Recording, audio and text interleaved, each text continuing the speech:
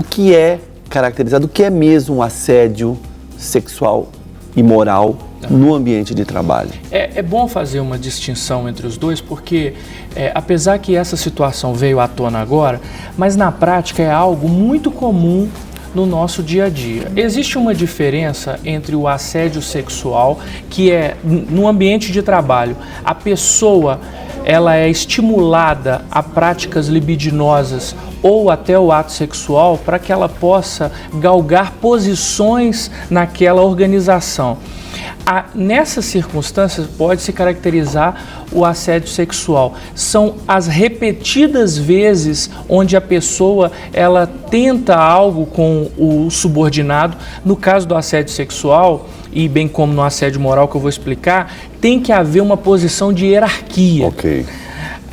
Agora, diferentemente desse caso que nós vimos, aí caracteriza inclusive até o estupro, o atentado violento ao pudor, dependendo da circunstância. Já o assédio moral é aquela situação que o empregado é colocado numa situação constrangedora.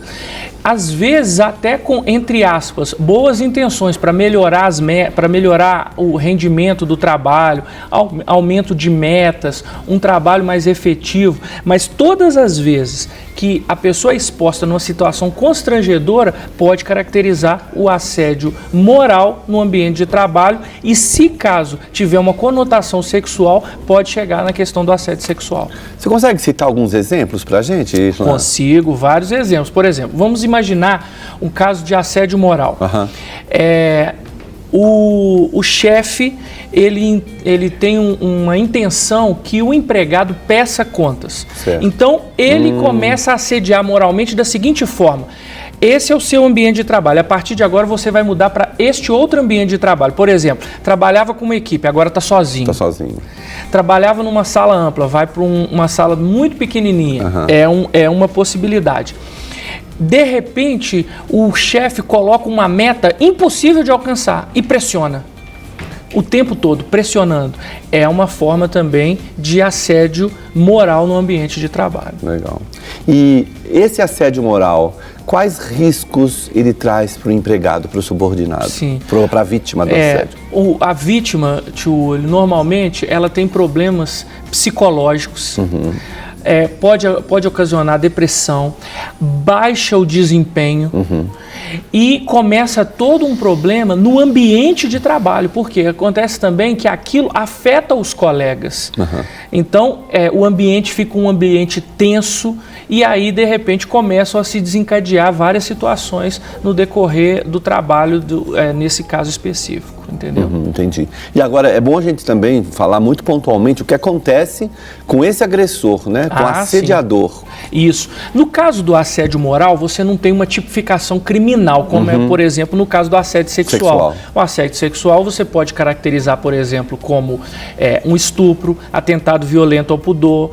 Então, são várias circunstâncias que pode acontecer. Já no assédio moral, você não tem uma tipificação criminal. O que pode acontecer é que o agressor, ele pode, dependendo da hierarquia que ele estiver dentro da organização, ele pode ser demitido por justa causa.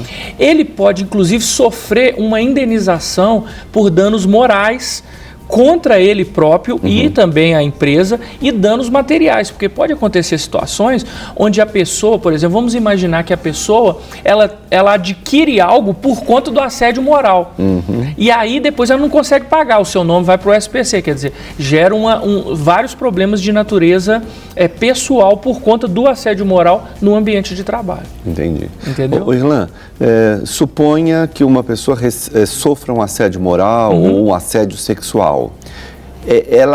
Ela pode acionar juridicamente o responsável ou a empresa também está envolvida nisso? Essa é uma excelente pergunta, porque a pessoa ela é responsável pelos seus atos, mas se ela está como preposto ou como responsável pela empresa, a empresa também responde. Claro. Então, você imagina, numa organização, a pessoa está sendo assediada moralmente ou sexualmente, claro que tipificação criminal a empresa não terá, mas na parte moral, por exemplo, pode acontecer uma rescisão indireta, um direito que a pessoa tem, porque ela não está conseguindo ficar naquele ambiente de trabalho. Nessa circunstância, a empresa é penalizada. Uma indenização por danos morais, a empresa é penalizada. Então, por exemplo, existem situações onde o trabalhador, naqueles exemplos que você me perguntou, né? Imagina, ele antes era uma pessoa que fazia várias coisas na empresa, de repente ele fica sem função. Se sente mal, e aí não produz mais. Isso gera um direito à rescisão indireta, com todos os direitos como se tivesse sido mandado embora, mas também gera uma indenização por danos morais. Entendi.